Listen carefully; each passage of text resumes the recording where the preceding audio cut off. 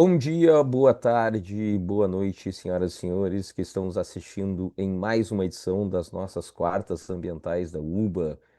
E nessa sequência de edições que estamos falando sobre a Lei Geral de Licenciamento Ambiental, eu estou aqui mais uma vez, Alexandre Burman, junto com a Cristiane Jacu, e dessa vez convidando nosso colega associado da UBA, associado fundador, vice-presidente da União Brasileira da Advocacia Ambiental, uma das grandes referências no que tange ao assunto do licenciamento ambiental, o autor da obra Licenciamento Ambiental, Aspectos Teóricos e Práticos, na sua 11ª edição, nosso amigo, colega, advogado e professor Talden Farias, que vai falar um pouquinho sobre esse assunto aí que está dominando os debates na área jurídica, e nós da UBA, né, que estamos sempre debatendo os principais assuntos do direito ambiental brasileiro, não podíamos deixar de falar um pouquinho sobre isso e falar um pouquinho com o Talden sobre isso.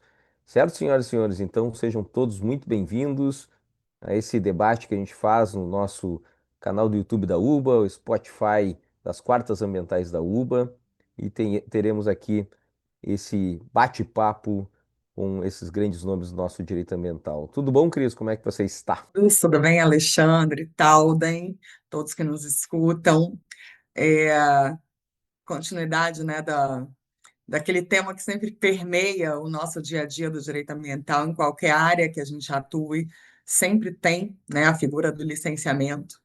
E com todas as novidades e dúvidas e angústias e também consolações, né, que vem com a Lei Geral de Licenciamento, a gente está nessa série de debates. E hoje, né, como o Alexandre falou, com o Talden aqui dando as suas opiniões, super opiniões sobre o assunto, cara que debate, né, licenciamento já há muitos anos. Quando é, Talden, a primeira edição do livro sobre licenciamento ambiental? É 2007. Nossa, não, uma temporada aí, então tem muita bagagem para falar com a gente. Bem-vindo, meu querido vice-presidente, sempre um prazer estar com você.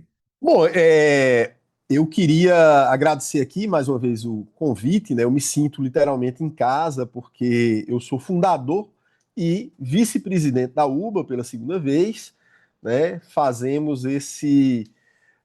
Burma é o presidente, a Cris é a primeira secretária e trabalhamos muito juntos, né? Então, não só estou entre colegas, professores, colegas advogados ambientais, mas estou, sobretudo, com amigos muito queridos, né? Então, para mim, é um prazer imenso e prazer também pelo tema que é o licenciamento ambiental. É um tema que eu trabalho, né? Como Cris muito bem destacou, há bastante tempo. Inclusive, essa pergunta dela, quando, né, foi a primeira edição, me lembrou que ano que vem vai completar 20 anos, né? Veja como o tempo passa, né? E, de fato, eu lancei aquele livro e, enfim, foram acontecendo novas edições. Tive a honra de ter o prefácio do professor Paulo Afonso Leme Machado, desde a primeira edição. E essa última edição, evidentemente, eu tive muito trabalho para fazer a atualização, porque houve um grande número de modificações, principalmente em razão da Lei Geral do Licenciamento Ambiental, mas não só. Nós tivemos a Lei 15.300, o decreto do Conselho de Governo e também três resoluções que tratavam diretamente do licenciamento: a resolução 508, 510 e 511. Então, foram muitas mudanças ao mesmo tempo, isso vindo de um processo legislativo muito demorado, muito tumultuado, e depois teve veto. Até hoje a gente não sabe se parte da lei apenas é que está valendo ou se estaria valendo em sua integralidade, né? Já que, segundo o IBAMA, a parte vetada só entra em vigor no mês de junho. Além disso, nós temos três ADIs sob a relatoria do ministro Alexandre de Moraes e uma ADC. Então, temos ainda um longo percurso pela frente para saber como é que essa discussão vai ficar. E antes que a gente entre no mérito, eu quero dizer o seguinte: eu é, tenho minhas posições a respeito da Lei Geral do Licenciamento, mas aguardo ansiosamente por essa decisão do Supremo Tribunal Federal, que errada ou certa, isso também varia de acordo com a opinião de cada um, mas ela vai pôr uma pedra, vai encerrar o assunto, assim como aconteceu com as ADINs e a ADC do próprio Código Florestal. Então, nós buscamos isso, buscamos, antes de tudo, a segurança jurídica, certo? E aí, isso de fato só vai ocorrer com a decisão de mérito do Supremo Tribunal Federal. Agora, foram muitas mudanças, eu vejo que a lei traz mais pontos positivos do que pontos negativos. Existem, de fato, pontos que eu considero extremamente negativos, como outros que são realmente muito positivos. E é um jogo que o lado positivo se sobressai ao negativo.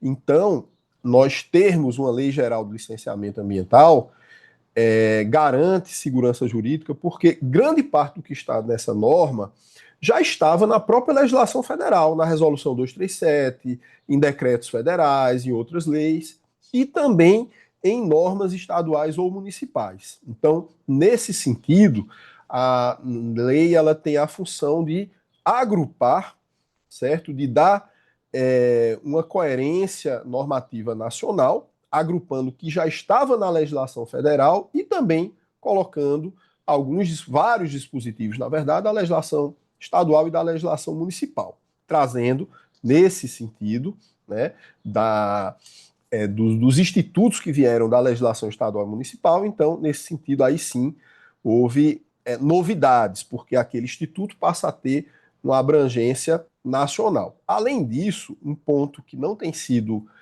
é, destacado pela doutrina especializada é que o artigo 3º eu vejo como um dos principais pontos da norma, que é aquele glossário, onde a gente tem o conceito de estudos ambientais, de audiência pública, de área diretamente afetada, de termo de referência.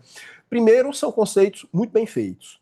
Segundo, isso gera uma uniformidade hermenêutica no próprio direito ambiental, porque muitas vezes os próprios órgãos federais eles manejavam esses conceitos de maneira distinta. Então, imagina a variação que não havia no âmbito dos estados e ainda mais no âmbito dos municípios. Então, isso traz uma integração hermenêutica muito interessante. Eu diria que é um dos pontos positivos da Lei Geral do Licenciamento Ambiental. Eu vou falando aqui, se quiserem me interromper, perguntar, eu fico totalmente à Sim. vontade, tá? Nós vamos falando também, né? Até porque eu, Perfeito. eu, espe- eu espero que, vamos, porque já vai ter um mote aí, né, Talden, para te fazer a edição dos 20 anos, né? 2027, a edição comemorativa dos 20 anos do livro do Talden, né?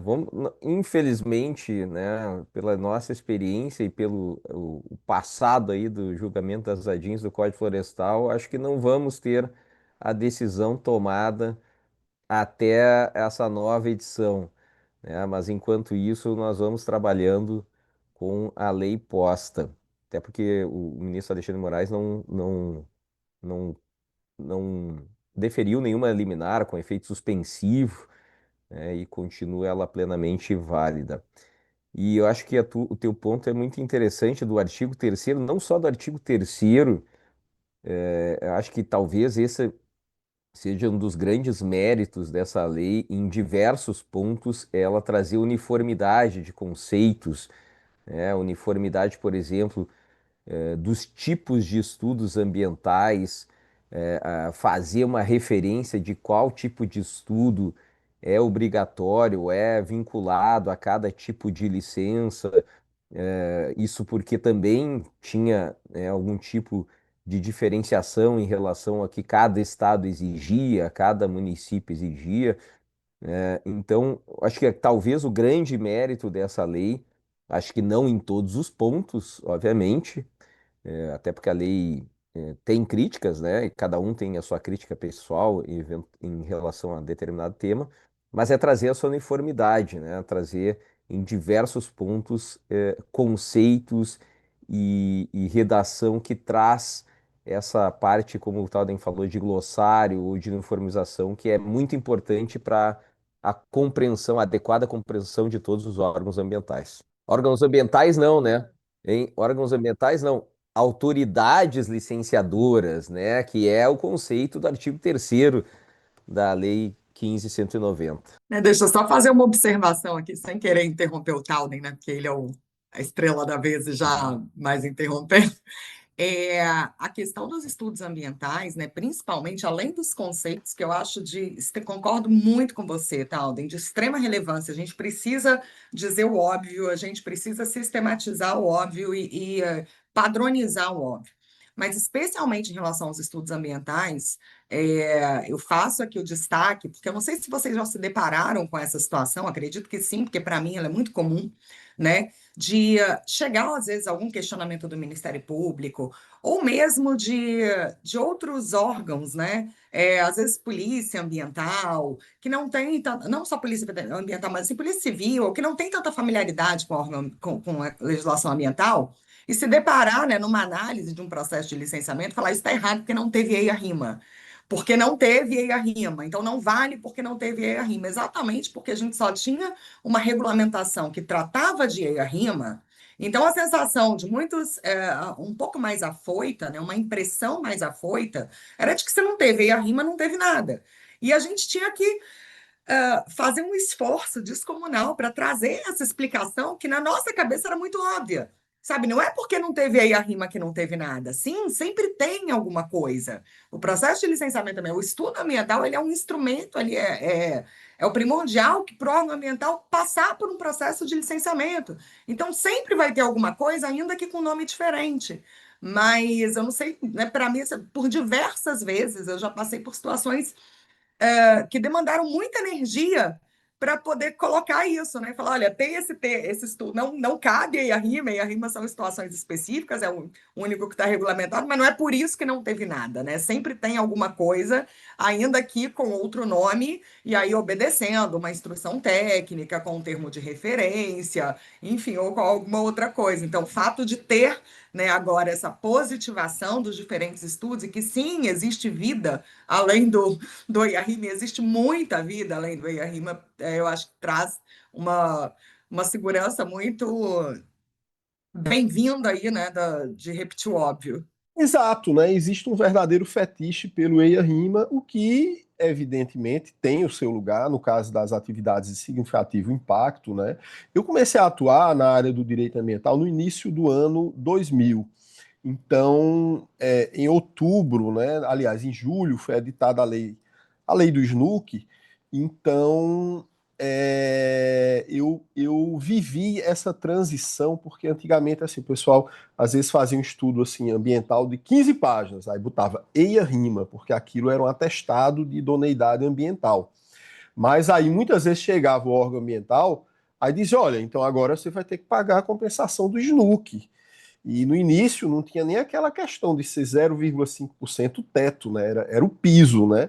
Então veja que situação caótica. Então eu pego o teu exemplo, Cris, para chegar na seguinte conclusão, a Lei Geral do Licenciamento Ambiental, ao meu ver, ela acerta quando ela prestigia o elemento técnico, o caráter técnico. Então, esse glossário, ele é eminentemente técnico. Ele é, de forma geral, extremamente bem feito. Então, por exemplo, quando a Lei Geral do Licenciamento Ambiental, ela permite o aproveitamento de estudos ambientais dentro da mesma área, então ela está eliminando ou diminuindo a burocracia sem desproteger o meio ambiente, inclusive gerando economia para o próprio empreendedor, porque ele já conhece aquela área, ele já tem aquelas informações. Então, isso é muito interessante. Quando a Lei Geral do Licenciamento Ambiental possibilita a aglutinação de licenças ambientais, por exemplo, LI com LO, LP com LI, então e não só isso, né? Como possibilita também a criação de novos tipos de licença ambiental em razão da natureza material da atividade. Então, ele privilegia o caráter técnico do órgão ambiental e aí ele vai muito bem. Então, são os pontos altos da Lei Geral do Licenciamento Ambiental, todos eles relacionados à priorização do caráter técnico. E quando é que a Lei Geral do Licenciamento Ambiental erra? Claro que eu estou falando de maneira muito ampla, E eu entendo que ela erra quando acontece exatamente o contrário, quando ela passa por cima do caráter técnico. Então, por exemplo, olha, a gente dispensa o licenciamento ambiental de determinadas atividades, de saneamento, do agronegócio, enfim. Então, ao meu ver, isso não atende ao caráter técnico, isso vai engessar o órgão ambiental diante de determinadas situações concretas. A gente poderia até falar, olha, mas isso desrespeita o princípio da separação dos poderes, o princípio da prevenção, o princípio da precaução. Eu não estou nem indo por aí, eu estou falando de impedir que o órgão ambiental se manifeste sobre uma atividade que é ou que possa ser efetiva ou potencialmente poluidora. Então, de maneira geral, esse seria o pecado da Lei Geral do Licenciamento Ambiental. Eu acho que a principal falha são as dispensas, as isenções da exigência de licenciamento ambiental para as atividades que são efetivas ou potencialmente poluidoras. Então, fazendo aqui um juízo rápido, certo? Tem outras questões também, por exemplo, fazendo uma análise geral da lei, eu queria destacar dois aspectos também, que é o seguinte, olha só, é possível, né, identificar situações que já foram tratadas pela Lei Complementar 140. Por exemplo, olha, o único nível federativo. Isso já está no artigo 13 da Lei Complementar 140. Há autores que falam até no princípio da concentração dos atos administrativos no mesmo polo decisório, certo? Então, na verdade, aí eu poderia dizer, olha, mas é inconstitucional, ele não poderia tratar disso, mas já está na Lei Complementar 140, certo? Então, é uma mera repetição, ainda que mude alguma palavra ou detalhe mais alguma coisa. Isso se aplica, por exemplo, o papel do SNUC, enquanto órgão interveniente, o papel do ICMBio e dos demais órgãos gestores de unidades de conservação, enquanto órgão interveniente do licenciamento ambiental. Ele pode e deve participar, as suas observações devem ser levadas em conta. Agora, a decisão é do órgão licenciador. A Lei Complementar 140 já deliberou sobre isso e o Supremo Tribunal Federal, por unanimidade, considerou constitucional. Então, não há o que discutir. A mesma coisa se pode falar em relação à própria lei da Mata Atlântica. Então, não é assim, olha, sua intenção, a sua opinião. Não, eu estou simplesmente dizendo o seguinte, que a Lei Complementar 140 tratou disso, deixou muito claro que todos os atos administrativos se concentram no mesmo nível federativo e que os demais podem e devem participar. As suas observações serão analisadas, serão consideradas, não necessariamente serão acatadas, o que deve ser objeto de motivação, mas a decisão é do órgão licenciador. Isso já estava na Lei Complementar 140, dentre outras questões que a gente pode observar na, é, na Lei Geral do Licenciamento Ambiental, certo? Segundo ponto, eu tenho visto muita gente falar, olha, a Lei Geral do Licenciamento Ambiental agora garantiu que o município pode licenciar. A Lei Geral de Licenciamento Ambiental agora deliberou sobre competência administrativa fiscalizatória. A Constituição Federal exige uma lei complementar. Isso se chama o princípio constitucional da reserva legal. Portanto, não há espaço para isso. O que acontece é que a Lei Geral do Licenciamento Ambiental repetiu alguns dispositivos da Lei Complementar 140 e, portanto, isso deve ser interpretado em consonância com a Lei Complementar 140. Outro ponto que eu queria destacar aqui, um terceiro ponto, é que é natural do processo legislativo a gente ter grupos de pressão, grupos de poder, né, grupos de lobby. Então, a gente claramente vislumbra, né, ao longo do texto da lei a força do agronegócio, a força do saneamento básico, a força do setor de energia. No artigo 58, não na primeira parte, mas na segunda parte, a força dos bancos, né, do sistema financeiro.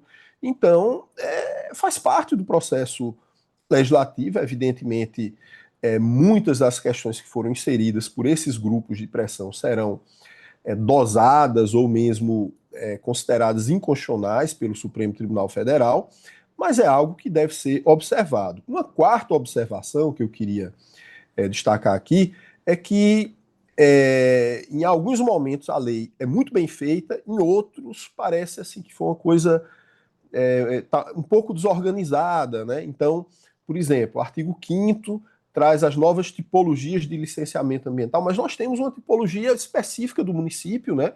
Que é a licença urbanística ambiental, que está prevista, inclusive voltada a REURB, loteamento, condomínios de lotes. Inclusive, tem situações que o Estado poderá conceder a licença urbanística, quando for um loteamento intermunicipal, e isso não está expressamente lá. A própria licença ambiental de empreendimentos lineares do setor energético, né, então você tem um LI que já dá direito a operar, é uma outra tipologia de licença que a lei cria e que não coloca ali. Então, é uma lei grande, é uma lei complexa, traz muitas novidades e, na verdade, ainda hoje eu vejo assim, alguém falar de algum aspecto que, poxa, eu nem pensei nisso, né? Então, estamos ainda aprendendo a Lei Geral do Licenciamento Ambiental. Sem dúvida, Talden. Acho que passa, né? Duas coisas, até eu e a Cris estavam falando numa outra gravação. Acho que passa um pouco por um momento também da gente soltar as amarras do que a gente sempre pensou, do que imaginava do licenciamento, né? Ainda que eu concorde contigo, né? Especialmente em alguns pontos da redação que foram muito bem feitos ali e outros realmente deixaram a desejar. É, E aí também tem um ponto que tu comenta, né? Especialmente quando tu fala ali que tu é bastante crítico em relação à questão das dispensas, né? Do elenco das dispensas, especialmente quando tá falando de atividades que foram nominalmente elencadas pela lei e considerando julgamentos anteriores do STF. É, Aí eu te pergunto, né? O STF e para a Cris também participar do debate, o STF, infelizmente, né, ele não foi um tribunal muito pródigo em ter uma uniformidade em determinadas decisões sobre aspectos do licenciamento ambiental, né, e vou citar especialmente um que até foi objeto de uma análise muito peculiar que a gente fez, eu, Talden, que envolvia até a legislação do Estado do Rio Grande do Sul, especialmente quando ele tratou ali da licença de adesão e compromisso e da licença de regularização, porque em julgamentos anteriores, especialmente da lei da Bahia, se eu não me engano, ele fala, não, essa lei, nesses aspectos, ela é constitucional, né? Aí foi analisar a lei do Estado do Rio Grande do Sul e disse que era inconstitucional, né? E aí a gente tem essa oscilação, podemos dizer assim,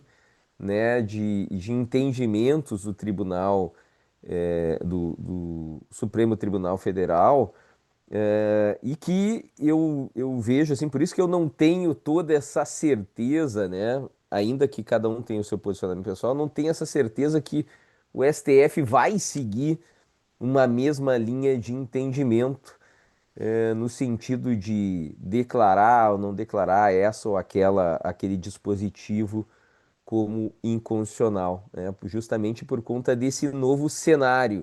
Ainda que ela tenha, né, o STF, alguns falam, ah, não, mas o STF julgou dentro de um cenário que não existia lei geral.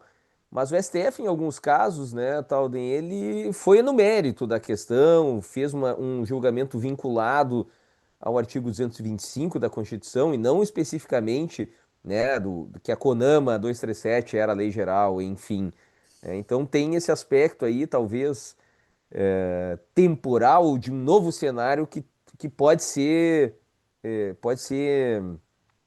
pode afetar a decisão do STF ali na frente. Não, perfeito. Veja, são várias questões sobre a lei que são cuja constitucionalidade é discutida. Nós tivemos na semana passada o parecer do doutor Paulo Gonet, Procurador-Geral da República, e eu fiquei até surpreso, porque eu esperava que ele considerasse como inconstitucional um número menor de questões. Então, por exemplo, a própria questão da lei da Mata Atlântica, de você ter um sistema de duplo controle de atos administrativos autorizativos ambientais, ele chancelou isso, o que, ao meu ver, contraria o artigo 13 da Lei Complementar 140, cuja constitucionalidade foi confirmada à unanimidade pelo Supremo Tribunal Federal, certo?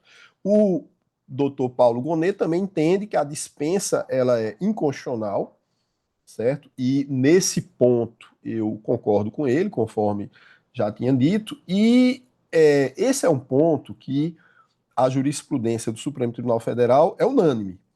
Então, pode acontecer de o tribunal mudar de opinião, mas para mim seria uma surpresa pelo fato de termos muitas decisões e serem decisões unânimes. Algumas de mérito, outras não, mas em várias ele adentra a materialidade da discussão, certo? Então, aquele argumento de que não, mas agora foi a União, não, em várias situações o mérito foi enfrentado e a dispensa foi considerada incompatível com o sistema de proteção, ou seja, você pode flexibilizar o mecanismo, mas você não pode abolir o mecanismo que seria o licenciamento ambiental para as atividades efetivas ou potencialmente poluidoras. O segundo ponto que o Procurador-Geral da República defendeu é a impossibilidade de aplicar a LAC para as atividades de médio impacto ambiental. Então, tem 3 decisões do Supremo Tribunal Federal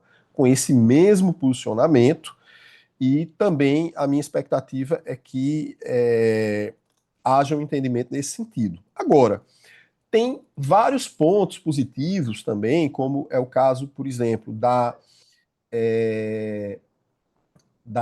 licença corretiva, né, da LOC, né, que eu ainda temo, às vezes, em pensar em chamar como licença de regularização, como ela era conhecida. Então, de fato, o ministro Cristiano Zanin, nesse julgamento da ADI do Código Ambiental do Estado do Rio Grande do Sul, entendeu que a regularização era inconstitucional. Veja só, a regularização ela é inconstitucional quando ela foi impossível, mas aí cabe ao órgão ambiental auferir. Ele não vai lançar uma licença ambiental sem que os critérios técnicos e jurídicos sejam alcançados. Então, e o mais grave desse entendimento do ministro Cristiano Zanin e da corte, na verdade, porque foi chancelado pelo plenário, é que na apreciação da constitucionalidade da lei da política ambiental do Estado da Bahia, isso foi considerado inconstitucional, tendo como ministro relator o ministro Toffoli. Então, de fato, é muito pouco tempo para uma decisão completamente díspare. Mas, nesse caso, eu entendo que o ministro Cristiano Zanin está completamente equivocado e que a regularização ela é uma virtude, ela deve ser uma política pública do órgão ambiental. Regularização para quem queira e para quem possa se regularizar.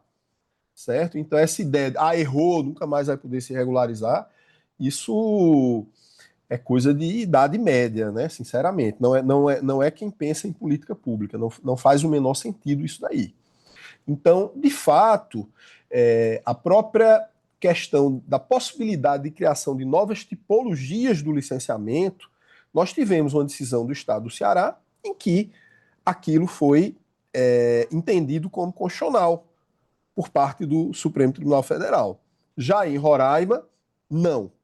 Certo? Então, isso requer, né, uma atenção maior, até porque eu entendo que é perfeitamente legítimo o município, o Estado, ele criar tipologias que se adequem à sua realidade. O que ele não pode simplesmente é dizer, não, eu quero flexibilizar, então eu quero diminuir prazo, eu quero diminuir exigências. Qual é o limite disso daí? O limite é a qualidade do controle ambiental. Eu não posso abrir mão do controle ambiental. Outro ponto positivo, claro que muita coisa vai depender da aplicação, da efetividade da lei. Mas um dos pontos positivos é exatamente o estímulo, né, a digitalização dos processos e ao uso de geotecnologias. É um ponto muito positivo e que tem a ver com a própria ideia de informação em matéria ambiental. O direito à informação em matéria ambiental, ele mudou completamente. Antes era eu fazer um requerimento ao órgão ambiental e ter direito a ler um EIA-RIMA lá dentro, ou obter cópia desse EIA-RIMA ou de um relatório ambiental. Agora não. Agora é ter direito as informações em tempo real, integradas, interoperáveis, enfim, em tempo real. Então, a tendência é que isso aí tem a ver com a própria LAC, né? A tendência é que nós tenhamos uma gama de informações em tempo real e tão assim tão detalhada e tão rica que em muitos casos não vai ter mais estudo ambiental nenhum, porque a administração pública ela vai ter isso de forma prévia e antecipada. Então a LAC, de fato, ela tem um caminho a percorrer no futuro, embora haja essa discussão. Eu particularmente entendo que o Supremo vai considerar inconstitucional para as atividades de médio impacto ambiental. Eu estou falando muito, né? Porque, olha, eu Não, de ministrava. forma. Veja só, Cris, eu ministrei muitas vezes um curso de licenciamento ambiental, era um curso, normalmente era o CREA, né, enfim, em várias capitais nordestinas, e eram cursos de 20 a 25 horas, só falando de licenciamento ambiental. Então não me deixe falar de licenciamento ambiental, porque senão eu vou falar aqui 25 horas, né? Estou brincando, né? Mas eu queria, inclusive, destacar aqui o seguinte, que o licenciamento ambiental ele ocupa, né, esse espaço central na nossa política, porque ele arregimenta os demais instrumentos de política ambiental. Então, ele articula os estudos ambientais, a fiscalização, os fundos ambientais, os cadastros ambientais, o padrão de qualidade ambiental, o zoneamento ambiental. Então, ele mais do que um instrumento ambiental em si, ele é um conjunto. Então, por exemplo, muita gente diz, olha, não faz sentido ter uma lei geral do licenciamento ambiental. Veja, não faz sentido ter uma lei geral do licenciamento ambiental descolada da política ambiental. Mas faz sentido porque essa lei, veja só, ele fala de fiscalização, fala de estudos ambientais, fala de procedimentos, de prazos, mas fala de várias questões que vão além do licenciamento ambiental. Fala de convênio, fala de princípios, de diretrizes. Então, tem muita coisa boa. De fato, embora eu tenha, né, às vezes, até o Burman, né, uma vez falou, olha, você só está falando mal da lei, né? E, na verdade, ela tem mais pontos positivos do que negativos. É aquela história, né? Quando a gente fala mal, seduz mais, né? Mas, assim, mais fácil, né, falar mal, né? Mas é porque é o seguinte, a minha postura em relação a isso é porque o que eu concordo, né, eu acho que é a postura da maioria das pessoas, né, da área do direito ambiental, o que a gente concorda, a gente destaca, mas não, assim, foca no que a gente gostaria de mudar, no que nos incomoda, né? Então, outro ponto positivo da lei é o artigo 15, que ele dá espaço ao compliance, dá espaço ao ESG, dá espaço a que o órgão ambiental ele premie aquela atividade, aquele empreendedor que adote comportamentos ambientalmente adequados, além do que a legislação exige. Isso é uma lacuna da nossa política ambiental no dia a dia, mas aí vai precisar implementação. Então, muita coisa vai precisar de implementação do órgão ambiental. E o que eu estou vendo é que daqui a pouco vai completar um ano da Lei Geral de Licenciamento Ambiental, e aí, assim, poucos órgãos ambientais se prepararam para essa mudança. Inclusive, a própria Lei Geral de Licenciamento Ambiental, poucos municípios têm normas adaptadas à nova lei e poucos estados também. Então parece que está todo mundo esperando o julgamento do Supremo. E esse julgamento pode sair ano que vem, mas pode demorar 5 anos. Então a gente não pode esperar. A gente tem que aplicar de alguma forma, né? Então, eu espero que esse julgamento seja pautado no ano que vem. Mas, na verdade, pode demorar até 10 anos. Então, a gente tem que estabelecer esses critérios, porque a lei tem que ser adequada, tem que ser adaptada, né? Bom, e por último, eu queria destacar também um ponto que é o seguinte: é uma contradição no discurso da lei. Eu digo que é uma contradição, mas na verdade é uma contradição parcial. De fato, a lei traz, né, todos esses pontos positivos que eu falei, os negativos também. Agora, tem um discurso que foi o grande legitimador da Lei Geral do Licenciamento Ambiental e que até hoje ele é falado, e que eu tenho uma certa discordância dele, que é o seguinte: olha, nós precisamos uniformizar a prática e a praxis do licenciamento ambiental no Brasil. Muda de um município para o outro, às vezes são municípios vizinhos com a mesma realidade social, econômica, ambiental, né, de um estado para outro. Então precisamos ter uma única normativa. O que é que acontece? A lei, ela descentralizou muitas atribuições. Então, por exemplo, quando a gente vê a LAC, vai depender de cada autoridade licenciadora. Em muitas situações, a autoridade licenciadora ela vai ter a liberdade, a discricionariedade técnica de escolher o estudo ambiental, de fazer a regularização, de estabelecer os padrões de qualidade ambiental. Então, tem várias situações em que, na verdade, a gente pode ter até um aprofundamento dessas diferenças entre os órgãos ambientais, certo? Claro que isso vai depender de como as coisas se comportem daqui em diante. Alden, eu estou aqui, né, já queria te fazer uma pergunta. Acho que vocês falaram, né? Eu destacaria, assim, primeiro esse abismo que eu acho que existe, sim, entre a praxis do licenciamento ambiental, entre a prática, né, do dia a dia do órgão ambiental, do empreendedor, do funcionamento ali, e a realidade do Supremo Tribunal Federal de entender as questões de dentro do gabinete em Brasília.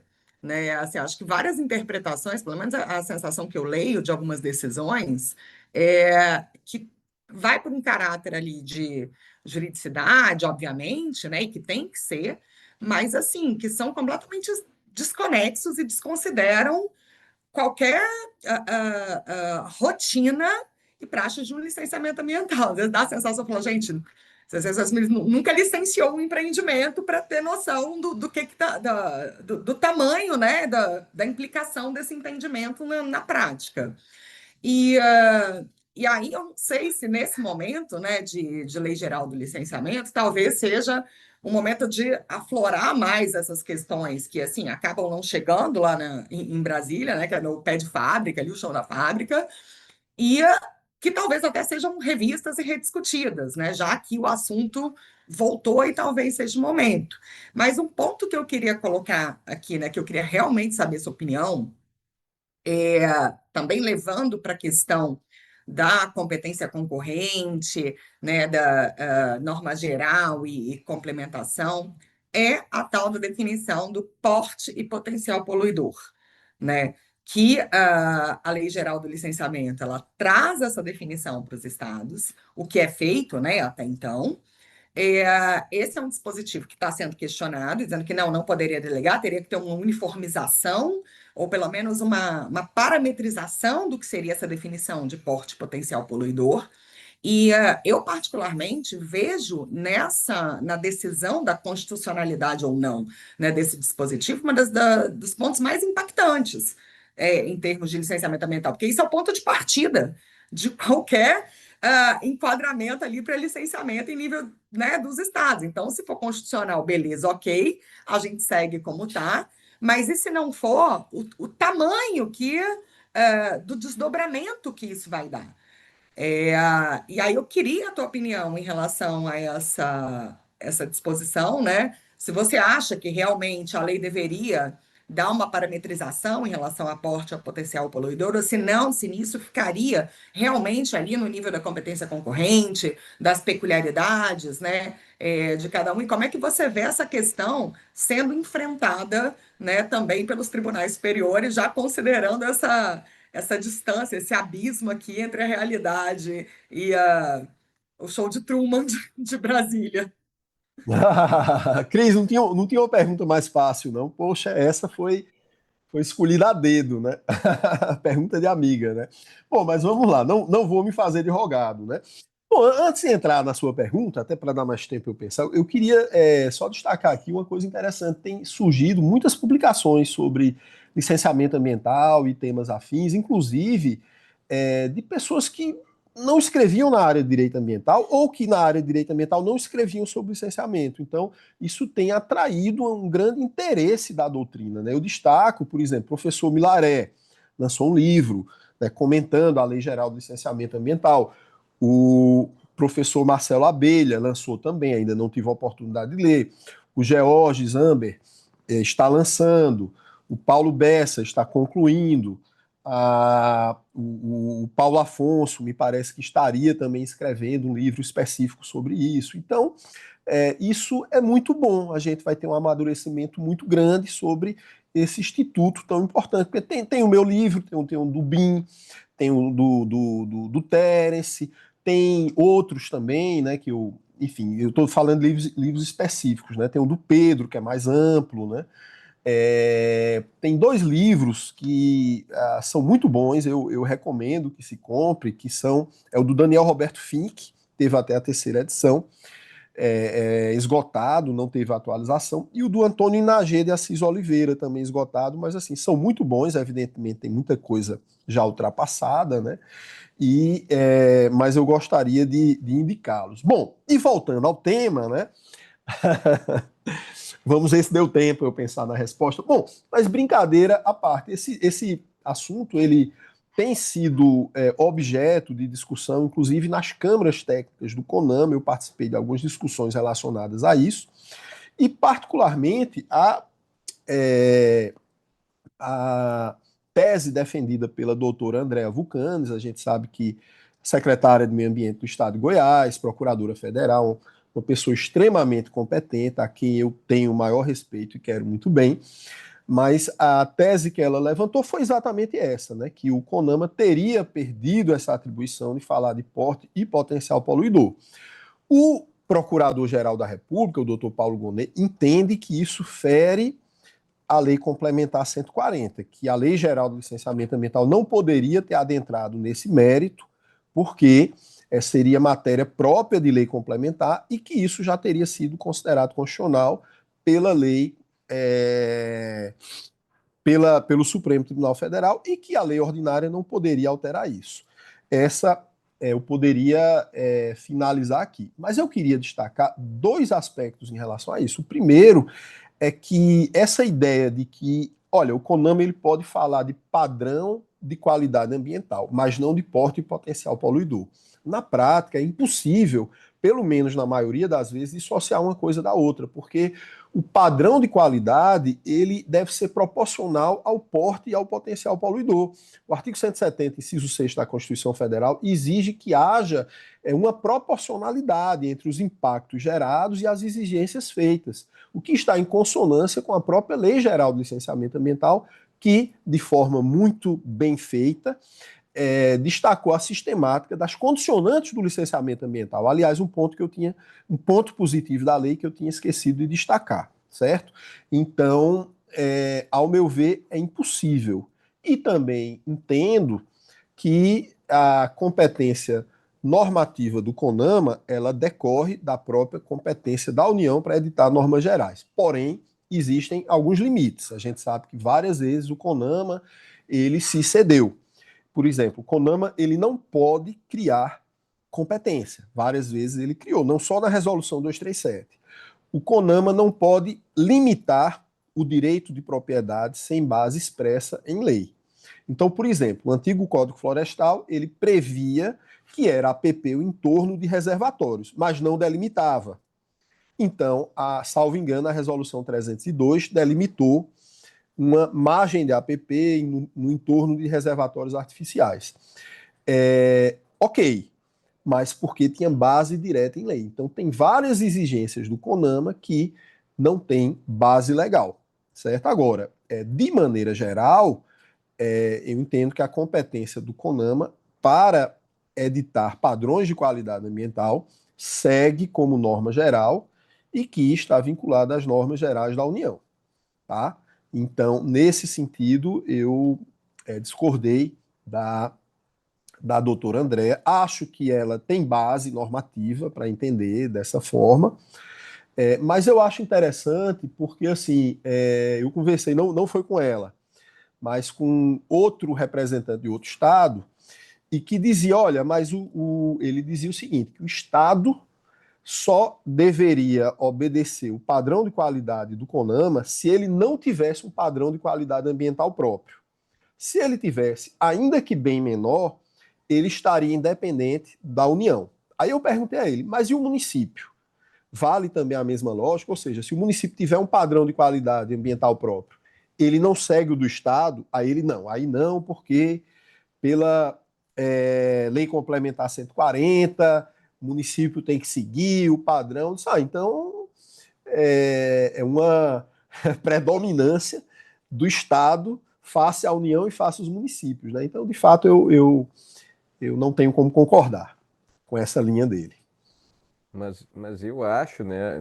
Eu penso, melhor dizendo, que esse assunto aí, ou pelo menos a interpretação que é a Lei Geral de Licenciamento, ela é muito em consonância com a Lei Complementar 140, né? Tanto que ali diz os portes e das atividades, eles serão deferidos pela autoridade licenciadora, né? Pelo órgão ambiental respeitados os termos da Lei Complementar 140. Então, eu acredito que a solução melhor seria fazer essa interpretação conjunta, né, ainda que, na verdade, né, até o tal disso aí já cansou de falar, né, que o artigo 9º da Lei Complementar 140, quando ele atribui a competência das atividades que o município licencia, quando é designado ou indicada pelo Estado, pelo Conselho Estadual do Meio Ambiente, ele sempre defendeu, né, Talden,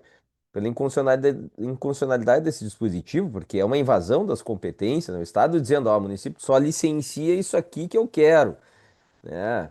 Então, mas eu acho que a linha de argumentação, ou a linha de raciocínio da Lei Geral 1590 é mais ou menos nessa linha. Olha, o município pode, respeitando o Estado, né? A Lei Complementar 140. Então, eu até acho esse um ponto, assim, que é muito barulho por nada, né? Nesse sentido. Mas, enfim, senhoras e senhores, estamos encaminhando para o final. Eu gostaria de pedir aqui uma consideração final da crise do Talden. O assunto, né, não se encerra, obviamente, nesse único espaço de tempo, e a UBA está fazendo vários debates, e obviamente, né, uma lei tão nova, a gente não tem como conseguir dizer que sabe tudo da lei, né, que já tem a melhor interpretação, porque isso faz parte do processo adaptativo e de construção do entendimento da própria lei, né? Como o Talden disse, tem coisas que a gente nem se apercebeu ainda do que está acontecendo, do que vai acontecer, mesmo fazendo aquela leitura mais cuidadosa e cautelosa, justamente por toda essa variedade de interpretações e analistas que estão fazendo a avaliação do tema. Cris, fala aí para finalizar e depois o Taldo. Eu teria várias considerações aqui, né, de endereçamentos finais. Eu acho que a primeira delas seria por 25 horas de gravação com o Talden falando sobre licenciamento. E acho que lei geral do licenciamento, eu acho que ainda não seria suficiente, mas disso tudo, né, assim, o assunto ele é viciante, apaixonante, inesgotável. E para a gente que está há muito tempo, como o Alexandre colocou, o Talden também, a gente se depara o tempo todo, cada hora que eu leio a Lei Geral do Licenciamento, olha que eu sempre bato nessa tecla, que eu acompanho isso desde do primeiro projeto de lei lá de 2004, sem querer denunciar a idade, né? Tenho todas as estatísticas, não sei o quê, de acompanhar isso, e me deparo, né, o tempo todo com essas questões, o Talden também colocou muito bem, e acho que um ponto que fica aqui, Alexandre, é de muito alerta, né, em relação a isso tudo. E alerta de um olhar objetivo, de um olhar especializado dentro do que está sendo tratado. O Talden colocou que o primeiro livro de licenciamento dele foi lá de 2007, né? Que outros estudiosíssimos do direito ambiental estão agora também levando esse olhar um pouco mais profundo sobre o licenciamento, não que não o fizessem antes, já o faziam, mas também estão trazendo. E o que eu queria ressaltar aqui, né, como endereçamento, é que isso fosse considerado, né, nesses discursos gerais, porque quando a gente olha essa discussão, né, principalmente midiática, de lei geral do licenciamento, e aí a gente vê uma Anitta, né, vou falar aqui publicamente, porque, né, qualquer Google que a gente dê, tá, a posição dela está lá. Então, assim, são essas considerações, sabe? A Anitta chegou agora na fila do pão, o que ela sabe de licenciamento ambiental, e a gente está falando com especialistas que estão nessa prática há 20 anos de uma discussão, trazendo uma discussão muito mais profunda, debatida. Então, acho que esse endereçamento é isso que eu queria deixar claro. A complexidade do tema ela tem que ser vista com seriedade, e com seriedade de claro que todo mundo que está chegando agora é bem-vindo, mas tem um caminho aí, né, que precisa ser levado em consideração em qualquer das suas apreciações, tanto os aspectos positivos quanto os aspectos negativos que existem, né? Mas tem toda uma estrada, uma longa estrada percorrida e que precisa ser considerada também dentro dessas peculiaridades do o que é o dia a dia da gestão ambiental nos seus desafios e como que isso é visto também, às vezes, dentro de uma conjuntura um pouco mais restrita, muitas vezes só do ponto de vista jurídico, né, dentro de uma decisão judicial e como é que isso repercute na prática. Então, acho que era esse o recado que eu queria deixar disso tudo aqui. Volto a reivindicar, tá, por mais quartas ambientais com Talden. Não, maravilha. Eu me senti aqui, enfim, eu por mim passaria mais 2, 3 horas, né? Então tá muito bom o debate. E eu acho que Burma falou muito bem. Eu acho que vale a UBA fazer uma série de debates sobre a Lei Geral do Licenciamento Ambiental. Por exemplo, um debate só sobre a questão das condicionantes, outra da LAC, outra do LOC, outra da LAU, enfim, porque é muita coisa, é muita coisa. Até a gente tem uma dificuldade, essa proposta nossa era falar de maneira mais introdutória, mais abrangente. A gente tem uma dificuldade porque são muitos detalhes, muito. É uma matéria, ao mesmo tempo que é fascinante, mas é muito técnica. Então. E também, Cris, quando você falou dessa questão doutrinária, a UBA está dando também a sua contribuição, está fazendo um livro com a Lei Geral do Licenciamento Ambiental comentada, né? Em breve esse livro vai ficar pronto e ficar disponível.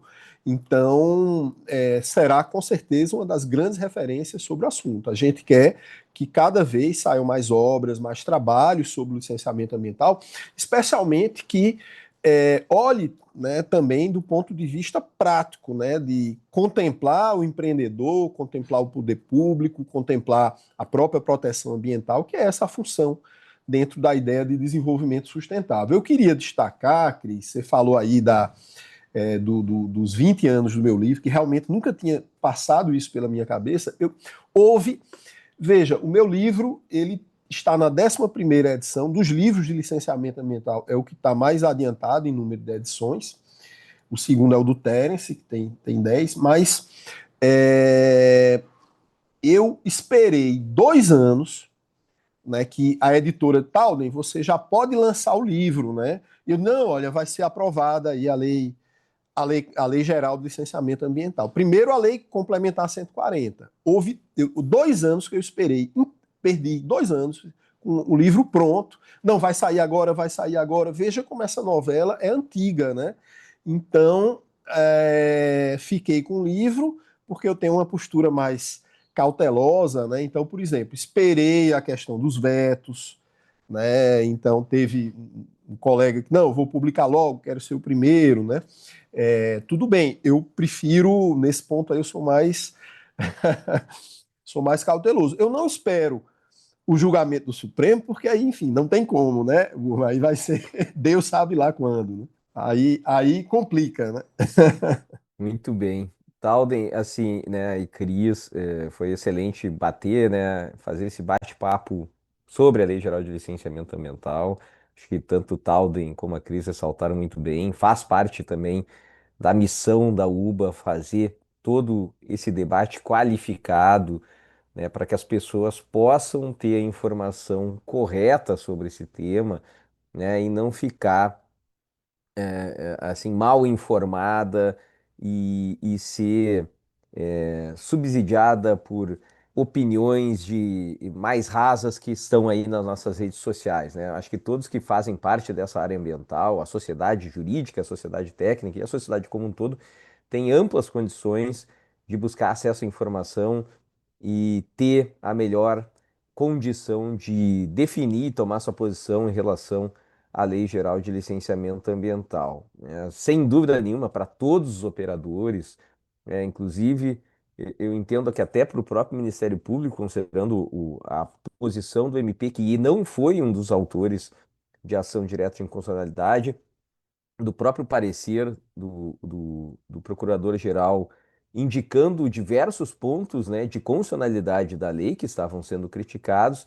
Então, não tenho a menor dúvida que todos entenderam pela necessidade da edição de uma lei geral, ainda que, né, concorde com um ponto, discorde com outro ponto, que faz parte desse nosso debate democrático que a gente tem que fazer, respeitar os pontos de todos os colegas, né? E aguardar, como o Talden disse, a decisão que o STF vai tomar ali na frente. Da nossa parte, não poderíamos deixar de fazer um debate sem ouvir o Talden, né, que é um qualificadíssimo e um dos grandes expoentes dessa área do licenciamento ambiental em nosso país.